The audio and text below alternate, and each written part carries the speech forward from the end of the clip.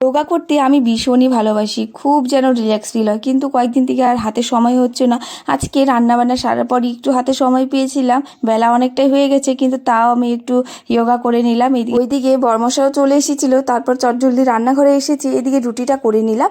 আজকে রুটি আর সবজি করেছিলাম, কালকে ডাল রয়েছিল, এই সমস্ত কিছু দিয়ে আজকে ব্রেকফাস্টটা কমপ্লিট করলাম। চাও করেছিলাম একটু, তো এই সমস্ত দিয়ে কিন্তু আজকে বেশ মজাই খেলাম। আমার রুটি ভীষণই ভালো লাগে। সকালে খাওয়া দাওয়া সেরে এদিকে চলে এসেছিলাম আবার রান্নাঘরে। এইদিকে দুপুরে রান্নাবান্না সারবো। এদিকে আজকে ছোটো মাছ এনেছিল, ছোটো মাছ দিয়ে একটা তরকারি করব।